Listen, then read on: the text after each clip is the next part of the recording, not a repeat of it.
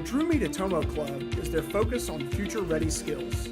I strongly believe in their vision of preparing students to enter tomorrow's world. Because they understand something many spaces don't, that leadership isn't just technical, it's human.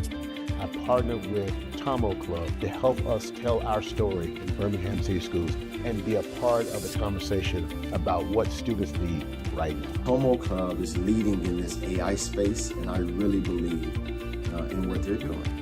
Now, I partner with Tomo Club because I believe in creating spaces where innovation meets action, where leaders don't just talk about change, they lead it.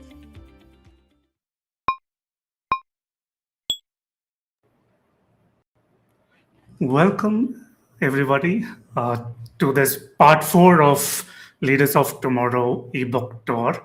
And I'm very pleased to see some of our regular folks joining in. So if you're joining in now, please say hi and where you're joining from.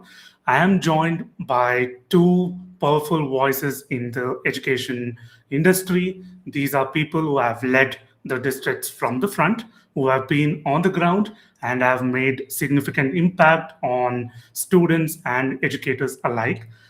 So without further ado, I would like to introduce our panelists for today. We have Dr. Debbie Brockett and Mr. Curtis Clough.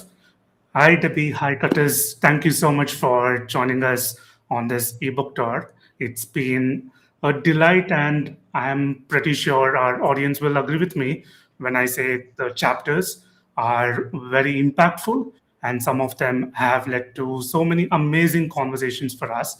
And I'm looking forward to continuing this with you both as well. So welcome to the show. Thank you. Thank you for having us. Yeah, thank you. I'm having issues with my camera, so I apologize.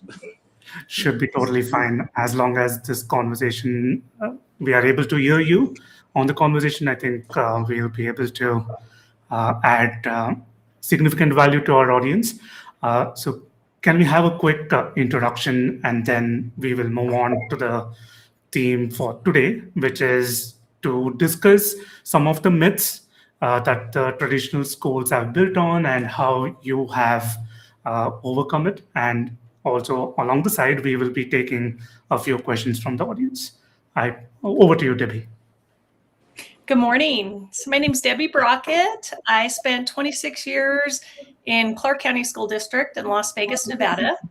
Then went to Oregon, where I was a superintendent, spent 4 years there. And after 30 years of public education, I decided I wanted to just go into some private educational consulting and work on important work, but be able to reach out to more schools and have more impact on more schools. So thank you for having us. The experience with this entire book and this process has been amazing. Absolutely. Thank you so much, Debbie. Curtis?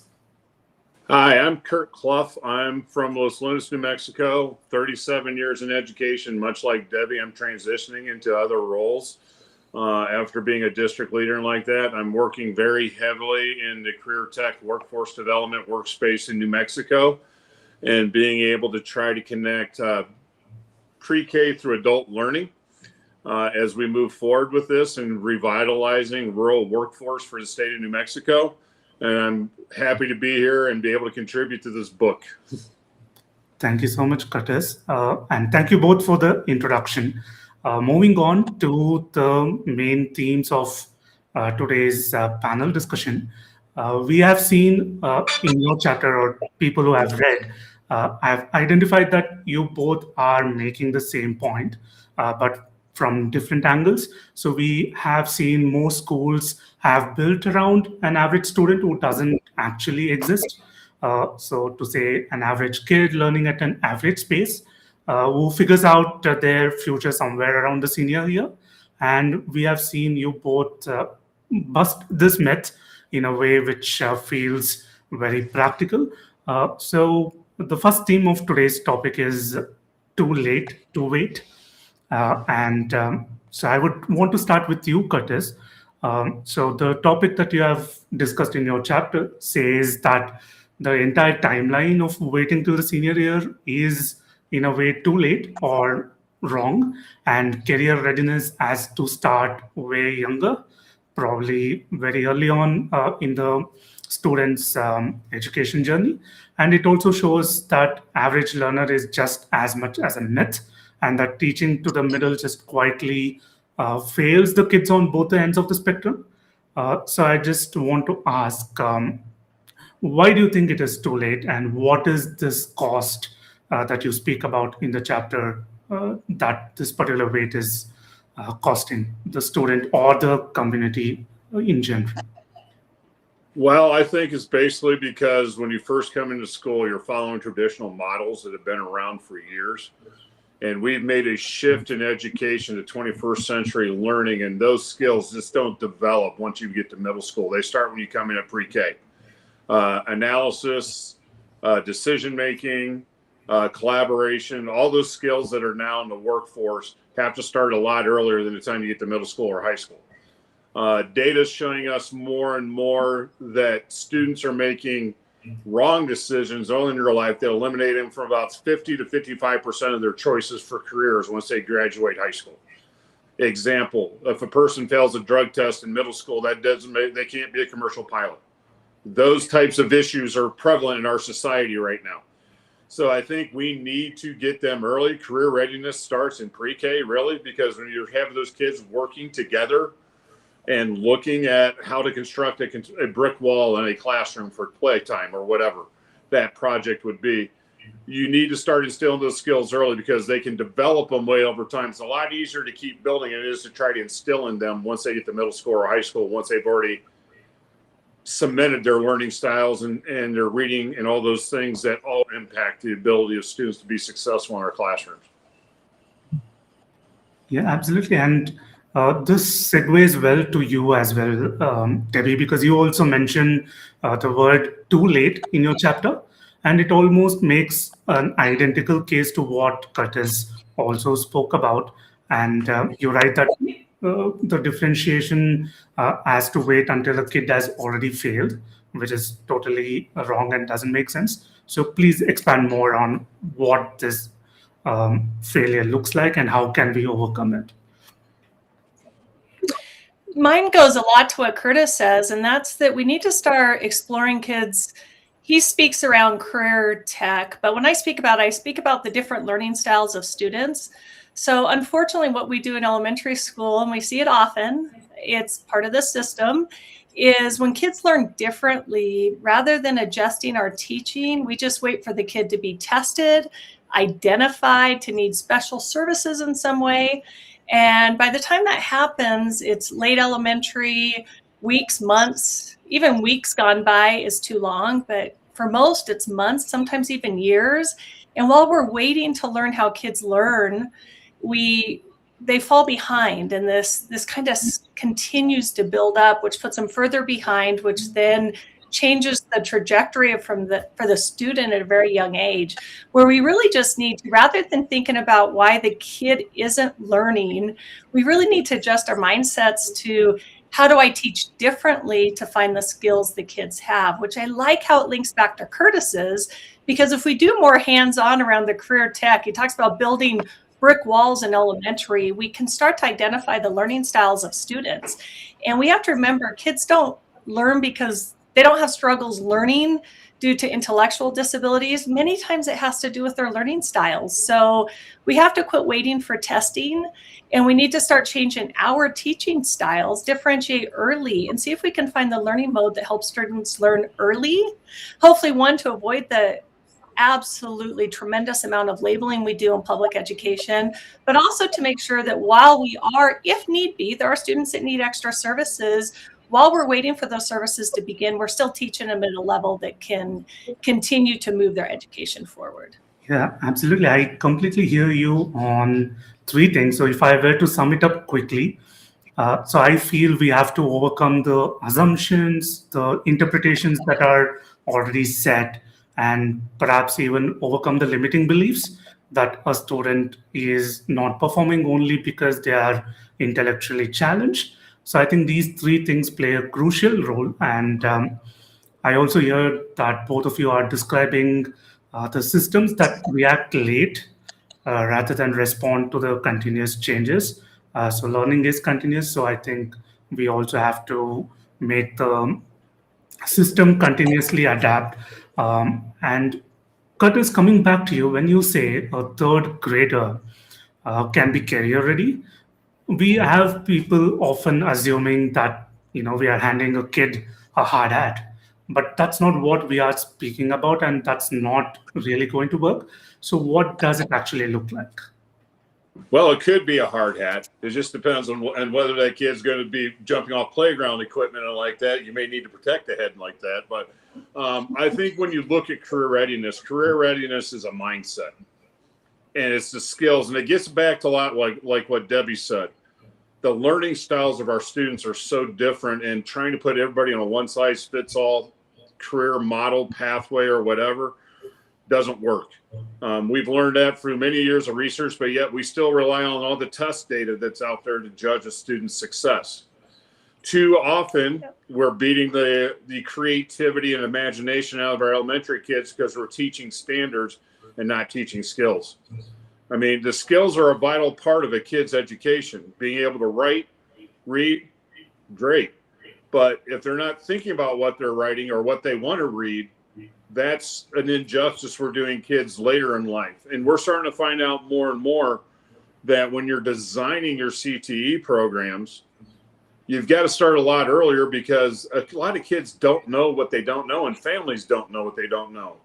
We're developing programs right now for 35 million jobs that will exist in 2036 that we don't know right now.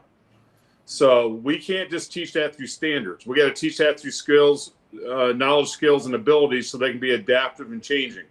So you really need to start earlier to keep those passions instilled in those kids. Keep the art classes, keep the music classes that could be able to spur that child on to do something else. I mean, who would have thought that music therapy would have been a career 10 years ago? And it's one of the most prominent ways to help autistic kids right now get through school and deal with those types of things. So I think that's the way we have to look at it. We got to look at it as a learning spectrum and not just a pathway to test success. And I think that's where we need to start earlier and educate our families, educate our kids, because we don't want kids making decisions in third grade that's going to impact their life. We need to give them that continuous set of knowledge, skills, and abilities to be able to address as they change and adapt. Because the other part that we're doing is that when I was growing up in the 80s, we were going to change careers 7 times based on Department of Labor data.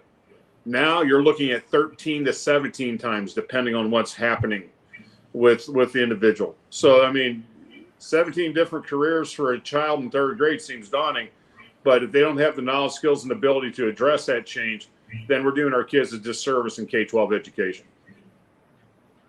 Yeah, absolutely. I completely love the fact that you're bringing the entire spectrum because there are diverse needs for students and each have their own preferred method of learning. So Debbie, let me just bring another aspect which you have also described beautifully in your chapter, which is when a kid starts to learn differently, the work gets narrower, and there is also additional burden on the teacher, because when there are 30 different kids having 30 different needs, it just gets a bit narrower and not richer. Can you please expand more on what you mean by this and what is the ideal solution in this scenario? So I want to go back. I'm going to go back to mindset. I do want to just kudo Curtis on talking about mindset and application. Mindset, and he made a comment, so before I answer, and I will answer yours, that we don't want kids to make a decision for kids on their career in third grade that sets them back from actually making good career choices. I feel that we as teachers have to make sure that we don't do that for kids in education around their education path as well.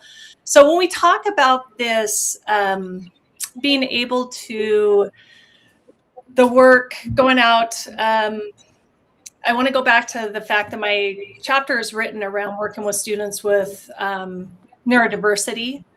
And we have to remember that as work gets harder or as students start to struggle, many times we just pull them away from general work, from the standards, And we provide inclusion by theory. We leave the students either in general ed classrooms but we give them different work, easier work that's not challenging. When all reality, going back to what Curtis says, I want to keep linking this back together. Application is so important. So as a special ed teacher by trade, we would see a lot of students able to complete assignments in a different way. So they were able to apply the application of the knowledge. They just weren't able to take it from the chalkboard, or at that time chalkboard, to whiteboard to a piece of paper, but they could apply the knowledge. So it's going back to those differentiated learning styles again, to allow students to apply their knowledge as they learn it, but in differentiated ways. So I think Curtis said we can't put them in boxes when it comes to career tech ed. We also can't do that in the classroom. And I do know it's challenging. I think what we have to remember as educators is we have to quit teaching the curriculum and we have to start teaching the students the curriculum. So many times we get in front of a classroom and we're so worried about, and it's not their fault. I understand. I was in education for many, many years.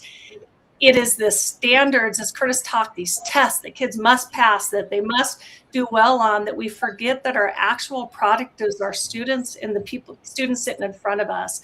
So I'll emphasize again, we have to quit teaching curriculum.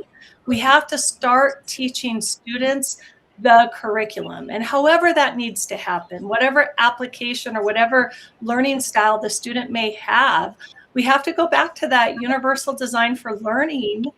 And we're lucky now because when I was a teacher back many, many years ago, we didn't have the technology and resources we do have now to help us learn to differentiate for the different learning styles, provide different opportunities for students to choose their learning path. If I'm an auditory learner, I want to learn that way. If I'm a kinesthetic learner, I need some hands-on activities. I need to be able to apply my knowledge whichever way. If I'm a visual learner, then I need more visual learning opportunities. But if we don't do that, not only for the students with neurodiversity, but for all students, we have our struggling learners, we have our English language learners, we have our advanced learners. We have, as we spoke to before, students with autism. Again, all students learn differently. And with times changing, with how kids are so engaged with technology now, it really does challenge us to think about teaching students the curriculum differently. And I'll emphasize that again, focusing on teaching the students the curriculum and not the other way around. I think that's a very fantastic solution, which we as a company are also trying to bring about. And that probably segues to some of the beautiful questions that we have from our audience.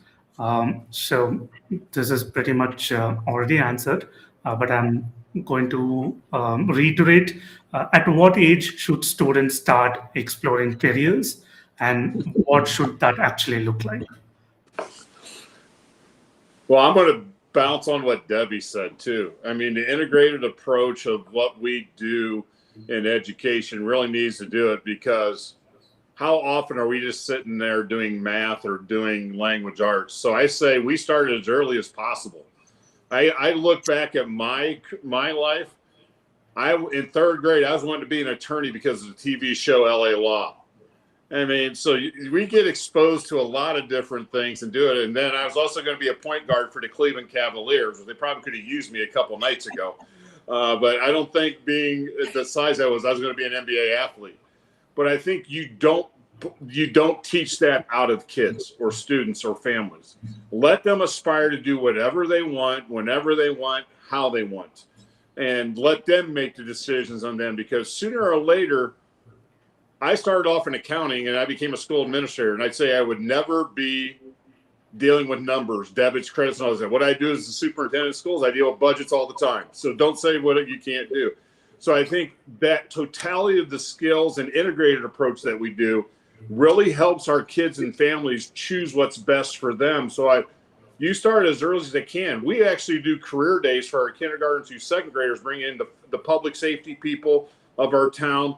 The local government officials come in and talk to our kids. We bring the local grocery store owner It happens that she happens being ice cream that day, so we make sure I show up for that meeting when that happens with that career day. But we do that to try to get kids exposure. I mean, you have to expose them a lot earlier in life now than what you had to, because they're making decisions that impact them. So the sooner you get it to them, the better.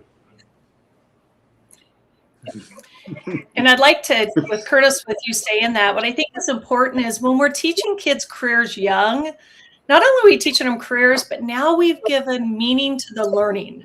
So as Curtis says, never did he think he'd be an administrator when he was going into accounting, but he sure is using those skills for his leadership. So then we can start to link, because we, in every standard and every district throughout the nation, we talk about the linkage of the standards we're teaching to the learning, to the real world.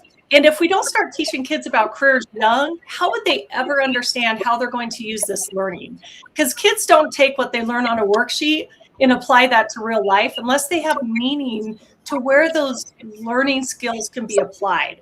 So if we start young with talking about all these different careers, we sure can bring in the reason we need to read, write, do science, understand history, collaborate, talk to peers. We can bring all those learning skills directly into the classroom by teaching students careers at a very young age. Absolutely. I completely agree with what you both say, because once we give the meaning behind a choice and also give them the safe space to fail and learn, and when we do it young, I think that is what builds their muscle power as well as they age, and then they try to adapt to the changing times. So I think it's a very valid point for us to start young with the skills and provide them the friction, get them to be frustrated, so that the learning experience can be more meaningful. And the only thing that they have to do is reset and start from wherever they had left and pick up on that, rather than going into the real world where failure might have catastrophic outcomes. So I think it makes total sense. And Debbie, this is right up your alley, which is a fantastic follow-up. So what is one mindset shift schools need to make to better serve today's generation of learners? I think the one mind shift is how we teach and what we're teaching students now. I think the skills, because as Curtis talked, and as we read in all of the different literature that's out there now and the research that's out there, the jobs these kids are going to be doing are not created yet. Nobody would have thought that content creators or influencers, when I went to school, influencer wasn't a thing. And that is a huge thing now. But what are influencers successful at? They're successful in the life skills we're teaching kids, the collaboration we speak of, whether it's CTE or learning, discourse, being able to have conversations for the right or the wrong, but be able to engage in those conversations, critical thinking, problem solving. You talked a lot, or just a moment ago, you spoke about that frustration, hitting that frustration level, overcoming failure. All of those are skills that need to be incorporated into every learning lesson. The sit and get and the teach and preach days are over. Kids are engaged. They're engaged in their world at a level we as learners, when I say we, people my age, we were not engaged in learning that way. We had to go to an encyclopedia to get information. We didn't have information at our fingertips. Kids have information at their fingertips now. What we need to do is shift our mind set on how we take all of this massive information that kids have at their fingertips and how do they use it ethically and correctly in the real world. But I'll go back to those 21st century learning skills around the critical thinking, problem solving, collaboration. And I want to emphasize the grit, requiring kids to go outside of their comfort zone, not being afraid to fail. Failure is one of the biggest learning lessons, but truly teaching kids how to do that. And in classrooms, the sitting quietly and learning, I believe that's a mind shift that has to go away. We need our kids, unfortunately, they're not engaging on a landline of a telephone anymore. We need kids to engage, have conversations. We need kids, again, I'm going to emphasize one more time, that discourse. In our country alone right now, discourse is a hard thing. And if they're watching the news, they're not learning how to do that. We need to get that back to the classrooms and teach that. I also think one other one, not to, but the mind shift around AI. And trying to keep it away from our kids and away from schools. I think we need to shift that mind shift too. We did that with social media. I was an educator as a high school principal at the time. We wanted nothing to do with it. That was a home thing. And wow, I regret that. We have very few things, or quite a few things I regret as a leader. That's one of them. I should have embraced that. We should have, as educators, taught children what social media was, how to use it ethically, how to use it appropriately, and the guidelines and guardrails around it. And I think AI is the same way. Not that parents, I think we're all afraid of it, where we need to embrace it and understand how we can move forward without letting it destroy the public education as it is, but how we can embrace it and start to move forward. So I have a lot of mind shifts. If you look at a lot of my work, it's all about we just need to do education differently, because our kids are going into a world that looks a lot different than it did when we were learning in schools, and when their parents were learning.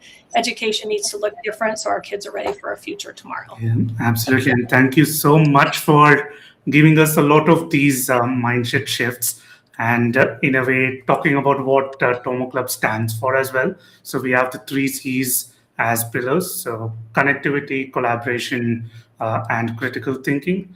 So that moves us. Anything you would like to add, Curtis, if you would pick up one mindset shift for? I think the mindset shift, Debbie hit it right on the head. We have to look at redesigning how we instruct kids and families. Because in a state like New Mexico, where we're a very poverty-stricken state and very rural-oriented, most of these kids don't travel outside 15 minutes outside their town and doing that. And if you don't get those exposures and going from there, so how do we get that curriculum into our kids, but yet not neglect them to be able to be their own creative thinkers? I think that is the biggest mind shift in education. Project-based learning has had a huge impact. Work-based learning at the high school levels had a huge impact on these shifts. But though in my state, we're 10 years behind the rest of the nation in these kinds of things. So how do we get caught up to speed with everybody else and be able to do it?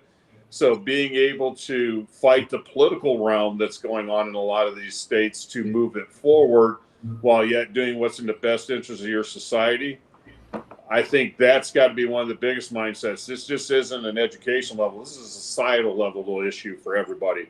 And from my perspective, when you're going from pre-K to adult learning, it is definitely an approach that we can do this and have adults change this. I've probably reinvented myself in my education career 7 times, adapting to the latest trends, much like Debbie. There's things that I've done in my past I wish we would have kept going. So I think that's the thing. Quite often, we don't stick to what we see as working because of outside pressures. We need to get that bubble burst and make sure we're working on this together as an integrated approach across all realms, not only just in education, but workforce, social services, all those things that help support families to do this. Because if we keep them stable, that's only going to be better for that child as they grow up, and it's only going to be better for society as a whole, because we have a fully functioning citizen at the end of that. So I think that's the biggest mind shift, that this is not just an educational issue, it's a societal issue across all spectrum that we're dealing with. Yeah, absolutely. So the key takeaway for me, at least from the conversation, is to embrace technology and to use it as a tool and not a replacement for our existing methodologies. I think this particular synergistic collaboration with technology tools and traditional classroom teaching is the way forward, which brings me to the next theme, which is rigor is not the enemy and rigor for all. So Debbie, let me rewind to one particular thing you said about differentiating education. So there is this fear in the community where differentiating is equated to lowering the bar for some kids. But your chapter speaks, or rather argues, for the exact opposite thing. So can you please walk us through the difference between scaffolding rigor and reducing it? Thank you. And I appreciate this question because I think we do it too often. And as a superintendent, when I would go into classrooms, I saw this more. Unfortunately, I don't believe any of this is on the educators. I believe it's on the leaders in understanding how to better educate our educators on how to do this. But every educator had information or classes or some kind of instructional learning around scaffolding. And it's for students with neurodiversity or even students with English language learners. A lot of times what educators believe is that you just lower the standards, give them easier work so they can complete easier work, and that's success. Talk a lot about inclusion, put them in general ed, but inclusion isn't inclusion if it's not instructional inclusion. So you have to make sure that when you bring students in, you maintain the high cognitive demand. Whether they're diverse learners or not, we have to have the ability to provide supports that students are able to engage in the learning that is set forth for every student in that classroom. So I will never, ever support lowering learning standards. If you were in third grade, you need third grade learning standards. The difference with scaffolding is you provide supports for the students to engage in the complex learning. This can be vocabulary previews, and we got away from that. Back and making sure that we have the foundational learning. We used to do KWLs, what do you know, what do you need to learn, what will you learn? We used to do that a lot more, and then we just kind of got away from, again, teaching the curriculum and not the students. So you have to use vocabulary previews, annotation, guided questionings, but a really powerful one is collaborative learning. You can do parent shares with students. You can collaboratively set up your classroom. So if we know a student's going to struggle and need some extra conversations around learning, you set up some paired learning so students can discuss their learning with one another and learn from one another. I mean, I could go on and on with all the different strategies. Educators have them. And what's nice about technology, again, is if you put a lesson into the correct technology platform, you can have them break it down for you. You may have kinesthetic. I talk a lot about the different learning styles. Again, that comes to that. Just because I can't learn what you are saying to me doesn't mean I can't learn if I see it, if I touch it, if I engage in it. So that comes back down to where the universal design for learning, where you really do spend the time knowing who your learners are, how they learn, and then making sure your lessons hit all of the different modalities. And then I will extensively state this, lowering the standards just to include a student is not okay. Standards for every student must be there. It must be just as high. I wouldn't want a doctor to give me less care because him studying to figure out what I really need is just too much work. So he'll just do the easy way out. That's never going to help me. And I don't believe that we should do that to students. So it really just comes back to scaffolding. It's saying this is the standard. I have expectations. Kids live up to their expectations. Whether they're low or high, kids will live up to them. And we can require they live up to them. Our choice as educators is how high are we going to set our standards?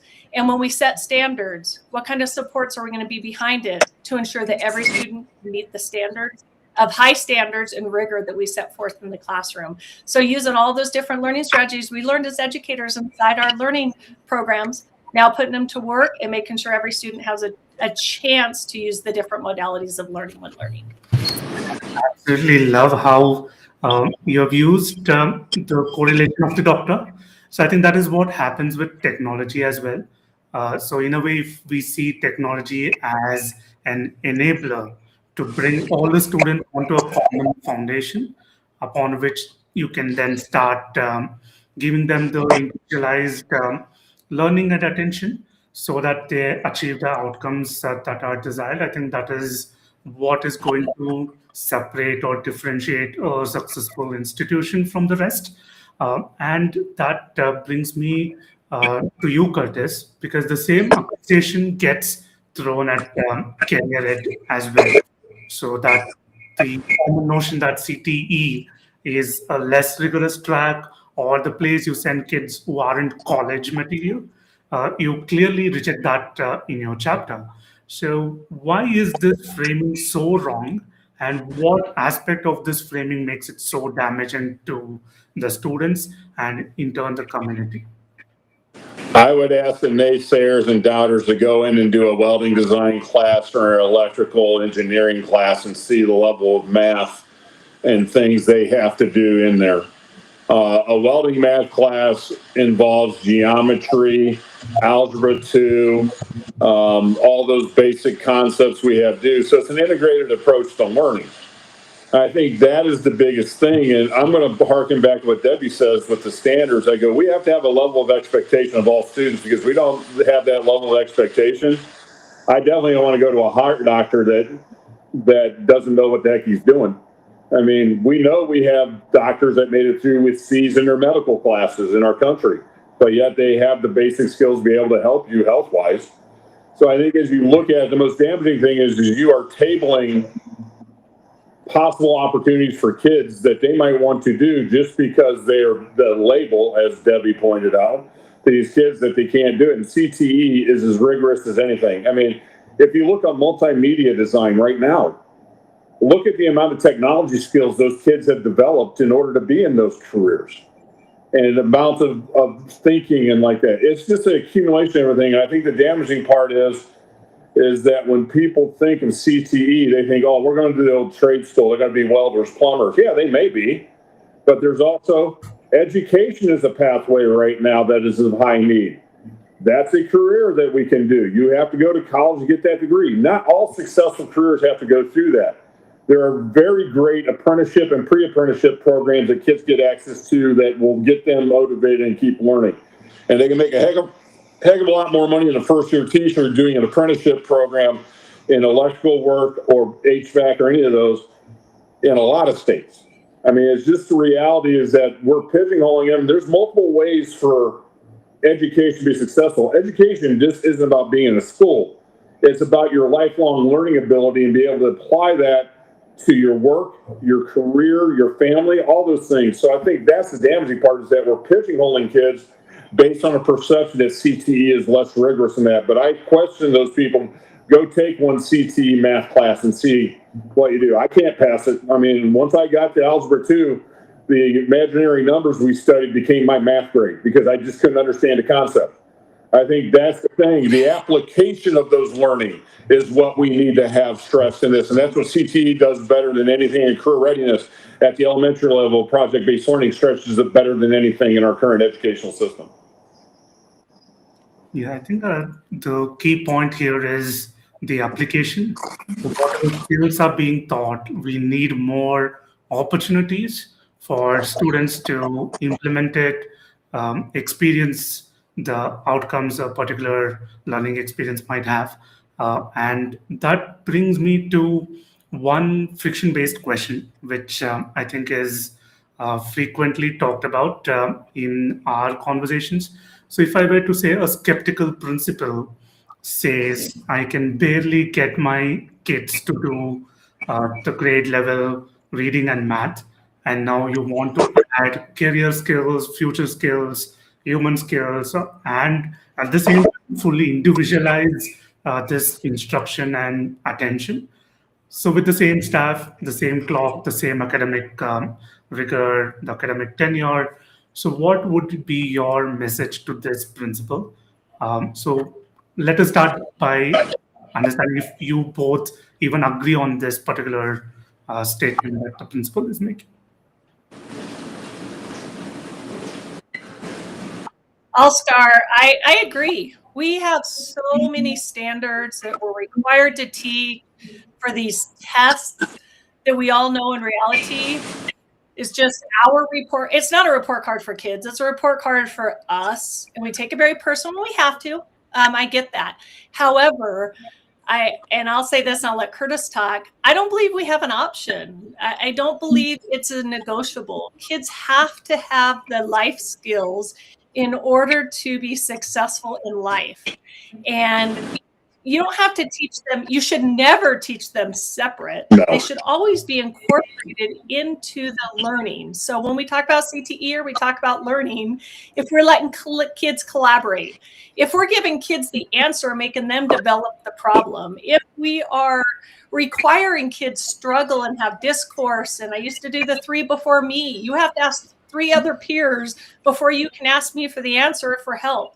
If we use just daily strategies on incorporating all of these skills into what we're doing, you will feel less overwhelmed. We, again, and I know I say this a lot, it should probably be my tagline, if we start teaching kids and we start teaching kids the curriculum, and we stop teaching the curriculum to kids, that mind shift will shift over with you. But part of CTE, it's not one more thing. It's what, like Curtis just says, it actually tells kids why they need to learn math. It shows them how to use math, how to use reading, how to use science, and how to use their thinking skills. So I don't think it's a negotiable. And for those that think it's different, there's so many ways and so many resources out there now to show you how to incorporate all these skills into every lesson you teach. So that would be my go-to. But yeah, I agree. We can't take that as an answer. Our kids depend on us, and our kids depend on us doing better so that they can do better in life as well. And I agree totally with Debbie on a lot of what she said. I'm gonna frame this in a little bit different conversation that I've had with many teachers when you talk about this. I frame it, you're already doing this. A normal classroom operating as a unit has life skills embedded in it. And I tell them, don't get so caught up on all the standards. Let's do the power standards going to have the biggest impact on our kids. We've done the analysis in the state of New Mexico. There's about 15 to 18 reading and writing standards and about 16 math standards that go across all grade levels. If we teach the kids the skills to be able to think, critically think, they can apply that learning to whatever settings they have. And that's what you are doing. You're taking them to the application phase of the learning in this with the life skills, as opposed to just teaching the standards and throwing content out. I've seen too many teachers sit behind desks and have kids do worksheets. That needs to change. We need to keep kids engaged. We need to get them, we have different levels of learning in there. How do you address it? It doesn't always have to be an individualized education plan, but it could always be, well, this is how you're going to apply it. Why don't we do this as a cooking recipe for fractions as opposed to doing it as true worksheets? We're going to make a cake for 15 people. You have a recipe for 1. How do you make 15 cakes? What's the amount of flour you need? So applying that to everyday work is the way we do it. And we have the history of what the power standards are. And those are the ones that are most effective. And if you listen to college professors today, there's just a study that came out there teaching 8th grade math to high school to do college entrance coming in their algebra classes. And the amount of intervention classes before they even take that class has doubled since post-COVID. So I think that's the thing. I always have conversations. You're already doing this. You just got to make it more upfront in your operations of the classroom and making sure they're teaching each other respect. They're being able to work together in groups and do those types of things, just like Debbie pointed out. It goes back to the strategies we're using more than opposed to we're adding another thing. And you can always take something away from them doing that. Well, just look at this. You're not having to do all the assessments we had to do in the past because you're integrating everything now. You're teaching science, math, and writing all together at one time. So it gives you a lot of time to do other things in other areas of the day. I think, yeah, for me, the key takeaway here from what you both said and to the principals and school leaders that are joining this conversation would be that to be more aware of the things that you're already doing and translate that awareness into the student experience so that the desired outcome is achieved. And if I have to draw the bottom line, I completely agree what Debbie said, which is our students deserve better. And we as educators are the frontline role models that the students will be exposed to first. So I think that should motivate us to keep building on what we have and in a way ensure that this translates to a better student experience in the classroom. So there are some amazing questions in the chat, which I will get to shortly because this theme is very critical, and we need to discuss what needs to be done and what are some solutions. It is the assumption or the conclusion that the system doesn't change. And I'll keep this open to you both, Debbie and Curtis, because you mirrored the same thing in your chapters, which is why this is actually a hard thing to do. And it has nothing to do with either the curriculum or the budget, or having heroic teachers that work on an individual level. So how can we get all the stakeholders in the community to speak the language, and what should be the starting point to do so? Well, I'll start since I'm making that transition to work with all the basic stakeholders in the state of New Mexico. I think the biggest thing is we're all talking the same. We just don't have the same terminology we're using. That's the biggest issue, is coming up with a common basis of understanding for everybody and be able to move forward. Because I use this as an example. Businesses have return on investment factors they calculate. We have the same thing in school districts. It's called pupil expenditures. I mean, we get a certain amount of money, we get an outcome coming from that amount of money and coming in.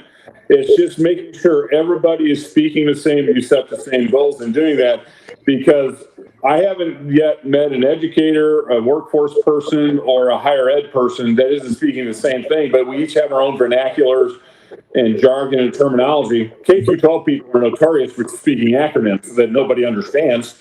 So how do we get people to understand what those things are and be able to do it? And I think that's the starting point, that we come to that basic understanding of moving forward, that we are all speaking the same language, we're just using different terms. Yeah, I think, Debbie, that maps almost exactly to the argument, coming back to the differentiation, which fails when it is left to individual heroic teachers. And you also referred this to as systemic conviction. And the same idea, it dies with, why does it die with coherence at the top? And what is to be fundamentally changed so that the belief that system doesn't change can be addressed, at least to an extent where the educators are able to make a positive impact in the classroom? I think we really have to, when we're having conversations with any stakeholder, is again, switch it to, don't get me wrong, standards are very important, but I'll go back to, we need to make sure that we're teaching those critical skills that allow kids to learn the standards, and we stay focused on that. And when we do have conversation with parents or guardians of students, we talk a lot around those skills, because those skills can be translated into their daily skills as well. When we talk about you spoke earlier, and this is like one of my biggest frustrations, is that we're so afraid to let a kid fail. Like I call it bubble wrapping kids. We have kids so tightly bubble wrapped right now, they can't fail. I sat in a district where kids failing was not now I worked as a principal, failure was not an option, but it's not because I made passing easier. It's because when you failed, I wrapped all the resources around you to say, no, we're not taking F papers. I made learning the constant and time the variable. So I think we need to get back to that conversation of, it's okay to fail. Kids will fail, as long as we as educators wrap ourselves back around that failure and teach kids how to overcome failure. And we need parents to be comfortable with that, not argue why, I can't believe my kid got a D, but how can I support it? So if you ask me, one fundamental changes is, let's get rid of the A, B, C, D, E, F, very old grading system. I know this isn't popular, but it doesn't do anything for students except keep that bell curve going. Yeah.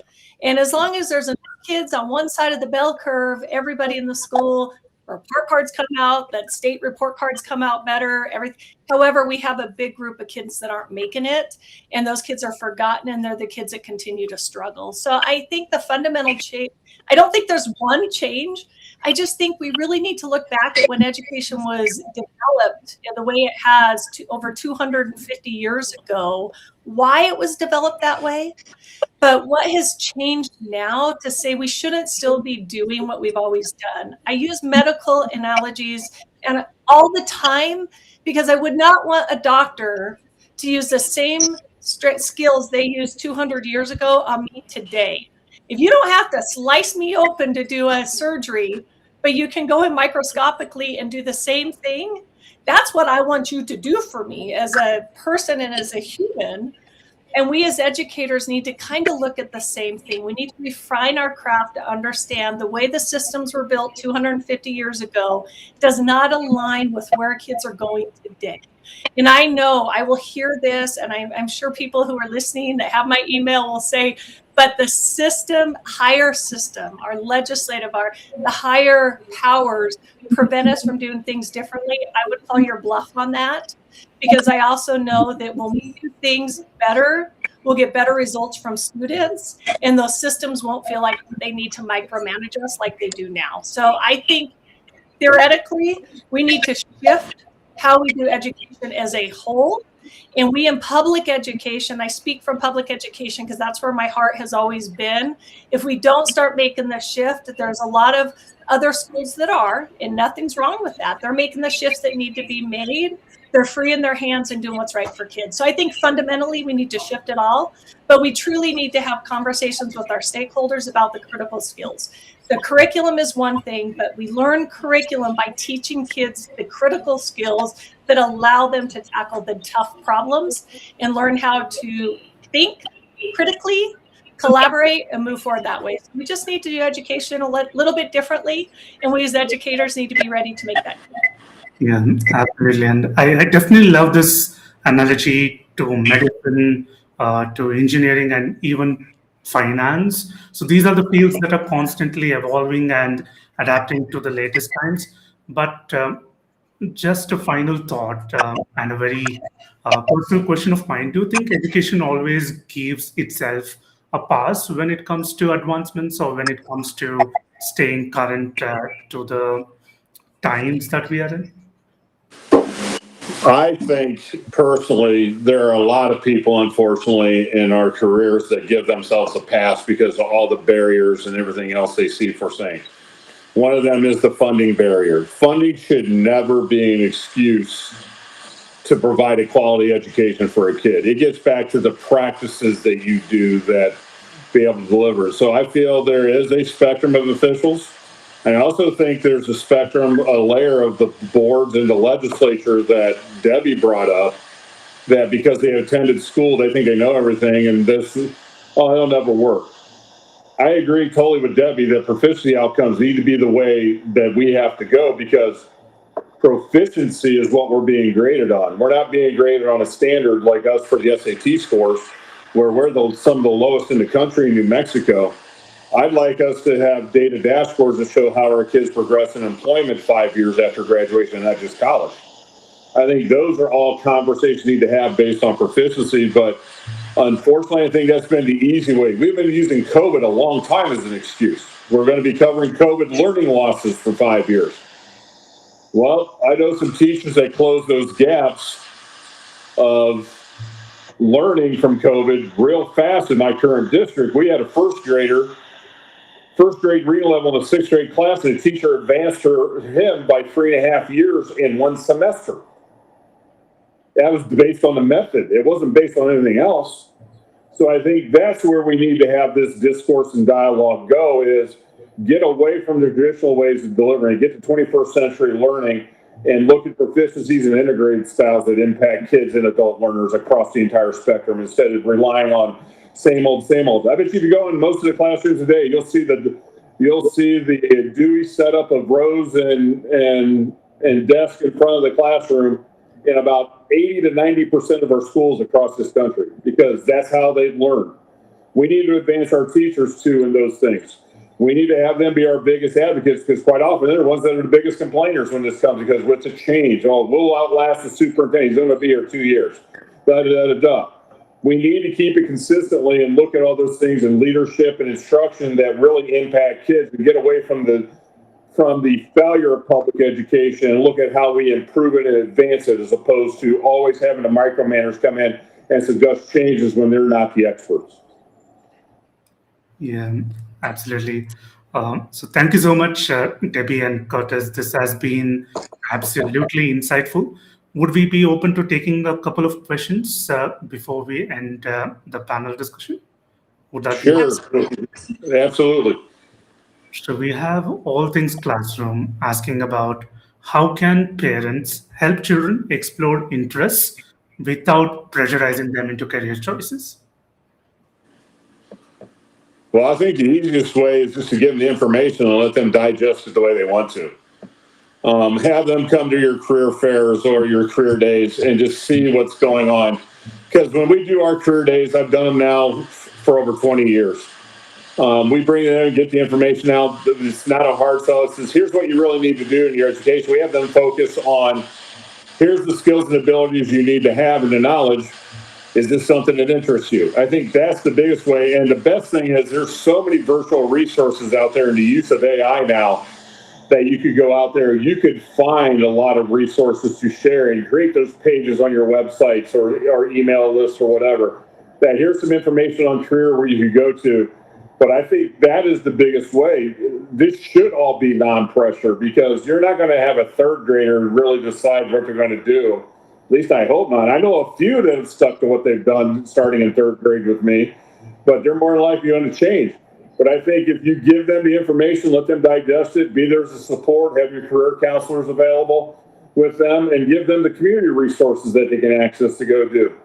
I mean, we take our third graders down to our medical health clinic for our city, and it works. They go down and see what they do. They get a tour. Oh, that's a nice x-ray machine. What does that do? So they start looking in rad tech and those things. It's just let them use their creativity and exploration to make them their own decisions instead of forcing it on them. Yeah, I think I totally agree. So giving them no expectation whatsoever and being open to having a dialogue and a conversation would be a great starting point. So we have one more question from Chelsea. So how do we as teachers manage both creating inclusive spaces, which takes patience and grit, while also completing the curriculum?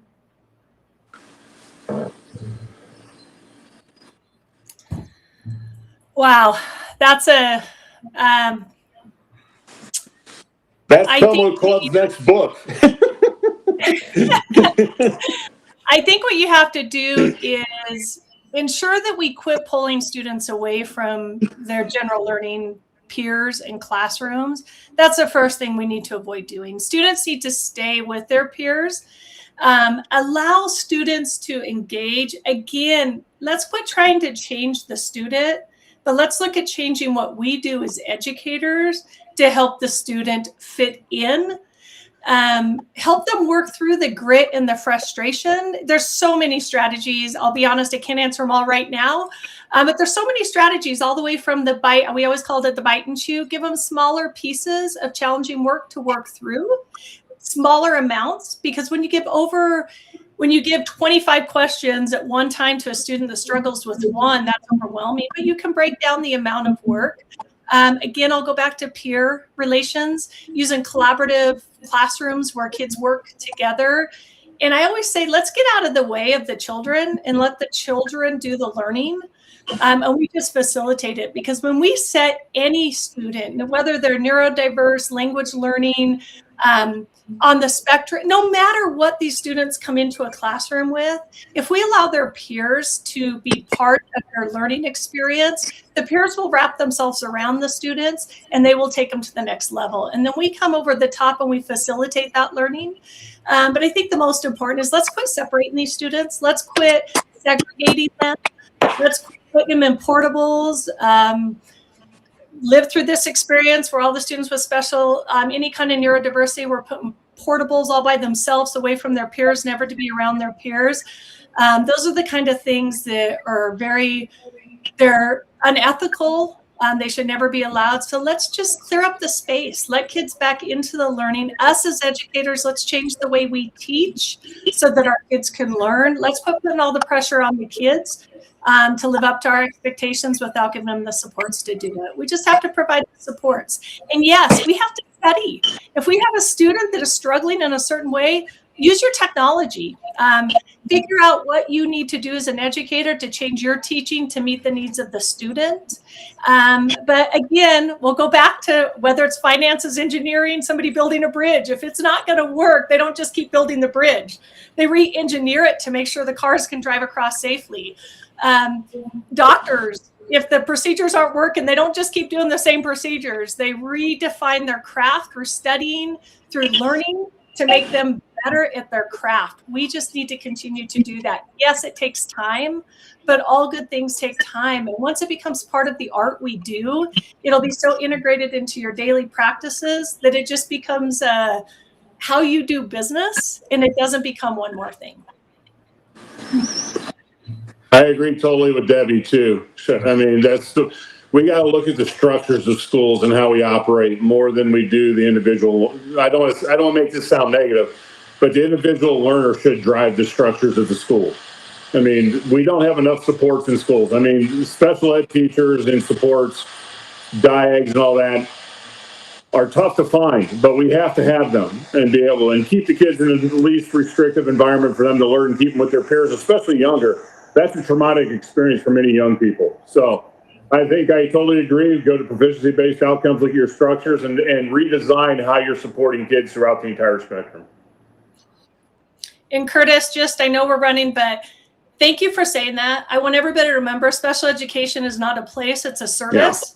What we've done is we've taken special education, we've made it a place, which takes the skills which I learned, which is a service on how to help students in these inclusive environments be successful. When we make special education a place and we take these professionals that have been taught on how to make inclusive environments and segregate them into their own environment, we lose a lot of our skills. So we have to remember that and keep that in mind. Special education is a service, not a space. And we have to make sure that we continue to use that mindset, use the skills that special educators have. Special education teachers and support staff have a lot of skills that should be used within the inclusive environment to help our kids thrive.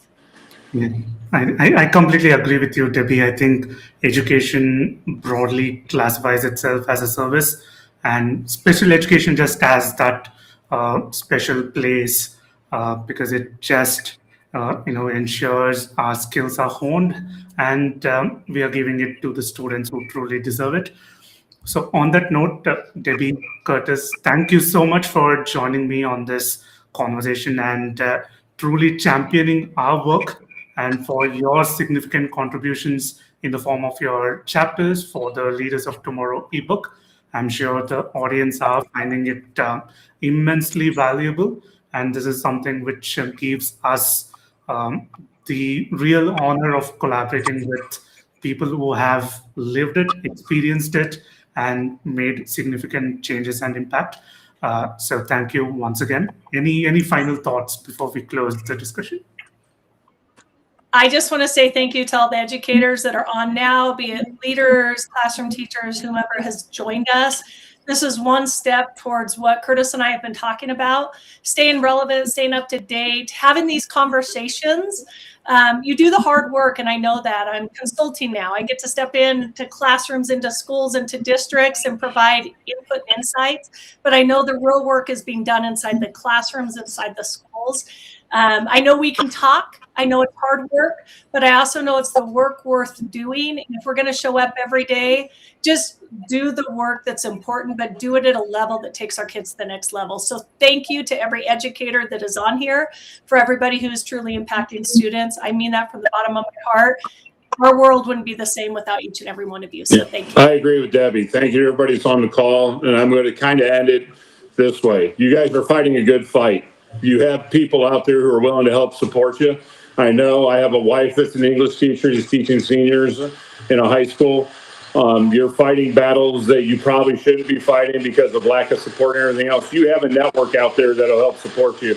Go find those people and be able to move it forward and keep fighting a good fight, because that's the only way we're going to make a significant impact with kids. Keep doing the work you do. Keep doing what's best for kids, and you'll always land on your feet. Thank you so much for these words of encouragement. And to the audience whose questions are yet to be answered, we'll do our best to get it answered by the panelists and respond to you on the comments. So we do have a community for educators on Slack. The QR code will be displayed. Please do enroll and get on Slack. We have Debbie, Curtis, and the rest of the 13 authors available to answer questions that you may have. And if you have not downloaded the ebook yet, please do scan the QR code and get your ebook copies completely free of cost. And we do expect to hear from you on part 5, which will conclude our book tour. And I have just had this immense pleasure of talking to the 15 authors. So I do hope you get an opportunity to meet them. They're also tagged on the post, so you could definitely connect with them and continue this conversation. So with that, this is Shreyas signing off on this live stream. We'll see you next week once again. Take care.